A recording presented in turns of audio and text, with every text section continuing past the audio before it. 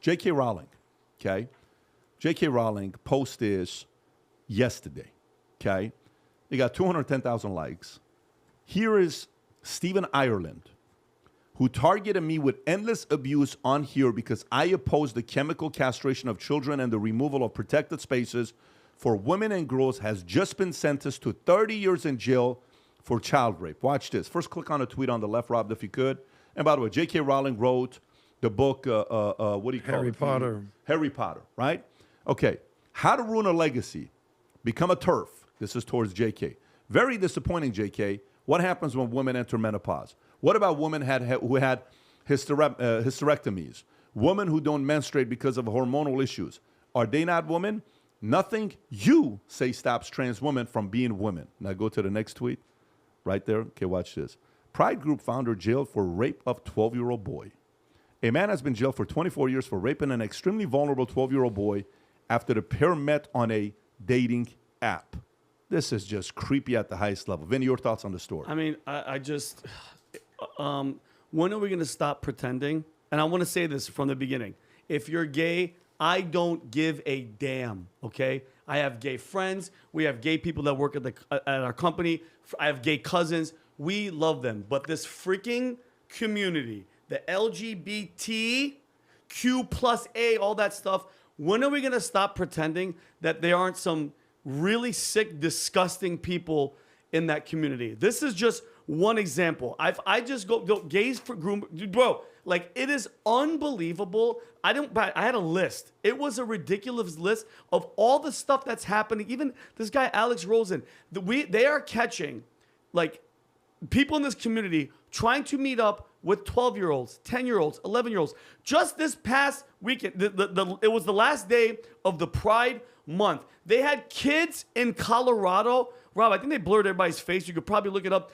Dancing on stripper poles. Like, it was a line of children. And yes, the parents are effed up. You know, to hell with them too. But what, Rob, is this the one? What type of community is cool with underage boys and girls, for that matter, stripping on stripper poles in front of adults? What community thinks it's cool for kids to go dress in drag and dance in front of a bunch of grown-ass men who are sitting there staring at them?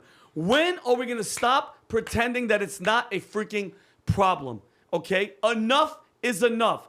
And it's always the loudest voices. This dude's talking shit about J.K. Rowling. He just did what he did with a 12-year-old. Okay? Enough is enough. Okay? Let's admit that the gay community is chilling. All this other shit, all this trans, all this, it's making that type of behavior okay. And the moment you say something, Pat, the moment you try to criticize, they blanket you with the, you hate, you're homophobic. No, I'm not scared. That not one gay person scares me like, oh, homophobic. That's horse shit. Okay, it's horse shit. All that trans shit, all that I'm gender fluid, it gives them a pass to act like freaks. Okay? And again, they always push that shit on your kids because everybody in that community doesn't procreate. Okay? Since they can't have any kids, they're coming for your kids. That's how they multiply. And I get pissed off of this shit because you guys know where I stand. It's the kids, Pat. Whether it's the kids, that are suffering in Iran or the kids that are suffering here or the Epstein Island kids or the kids at the border and the 350,000 missing, nobody gives a shit about them. Okay? And if you say anything about this community, you're labeled as hating all of them. And I think that's a bullshit, weak argument. Okay? We have to start calling it out because that's the attitude that we're seeing. A 12-year-old, that kid's life is absolutely ruined. And this isn't a small case. It's happening every single day. I see this shit in the news and they don't report it. And it drives me crazy. And I'll go add one more thing here. I'm only going to call this guy 90% at fault. The other 10% is, what the hell is a 12-year-old boy doing with a mobile phone and a dating app?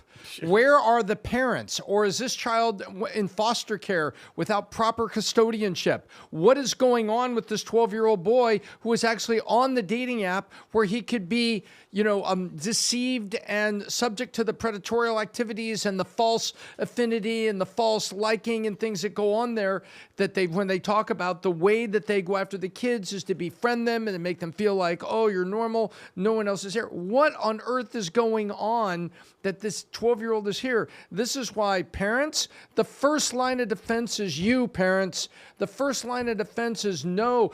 We get forced into, in the financial services industry, a lot of extra training, which is necessary under a thing called KYC, know your customer, and we take courses on it. Yeah, I thought you were going keep going. KYC. No. It's know your customer, and it's anti-money laundering and know your customer, and training so people don't get deceived in financial fraud. And they show you all the ways it could happen. If parents are not out there finding out exactly what and how can happen on phones, and they are taking steps so that their child can be in contact with them at school, after school athletics, need a phone, need communication, need to do that.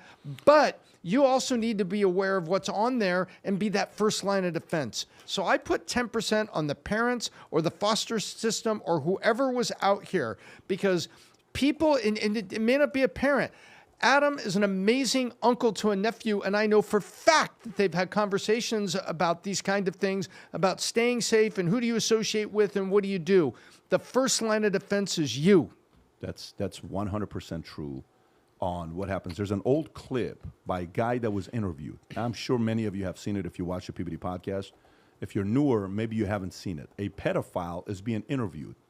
You know which one I'm talking about. Oh, this one bothers me. Pedophile is being interviewed, and he explains who his target is. And Rob, if you can pull this up, he shares exactly who his target is. And Rob, go ahead and play this clip here. I'm trying to go to the part with what he says. The go ahead. lonely kids. Watch this. Oh, my gosh. Get them alone. Grooming. I would check out their family situation. I would check out their clothing to see how well they were, financially. I would check out their social interaction with other kids. When we were on the ballparks or on the gym floor, I would make sure which ones I wanted to molest. I would give them special attention, congratulate them, talk to them when I know that I would never be allowed to talk to anybody else. Until this gets 8 billion views, it's not enough. Aside from everybody, I would give them the attention that an official is not supposed to give anybody. And it made them feel like, wow, he's paying me attention. It is a direct form of grooming. Were there certain characteristics that you looked for in children before molesting them? In children, yes, but more I also looked at their families. If I thought the father was a threat, I would not approach the child.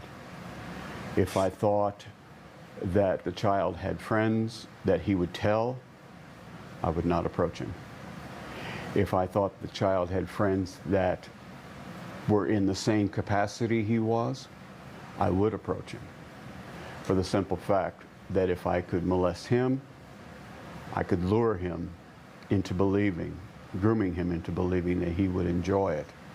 And therefore, I could manipulate him into having his other friends come and be molested by me as well. Do you know how many parents I've shared this video with? Not enough. Look at this couch. What the hell is it? What's the pattern? Cigars on your... By the way, you know how old this interview is, Rob? Can you find when this interview was? Jeez. What's the guy's name? He was 12 years in prison, molesting children in the 80s. By the way, this is a very old interview. This is not a new interview like it happened last week. This is a very, very old interview, what happened with him. But he's sharing his insights on what happened, and people have to pay attention. The range of people that follow The Future Looks Bright, it's absolutely amazing. Seeing people in airports wearing Angry Patriot gear, Future Looks Bright gear, all over the place. Exciting times.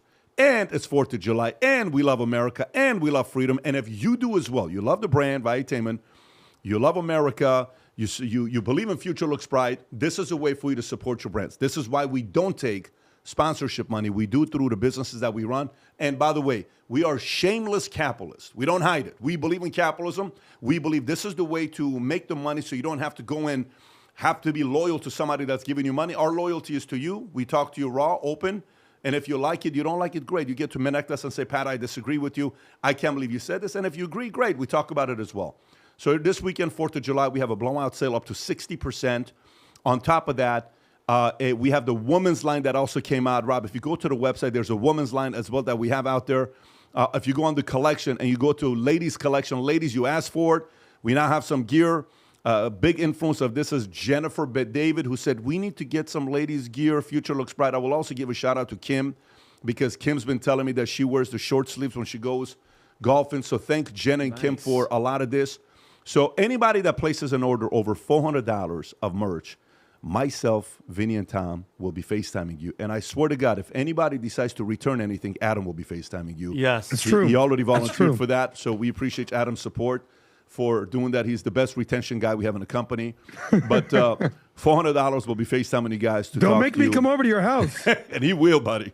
He will. I will. All right. Go to vtmerch.com. Place your order if you believe future looks bright.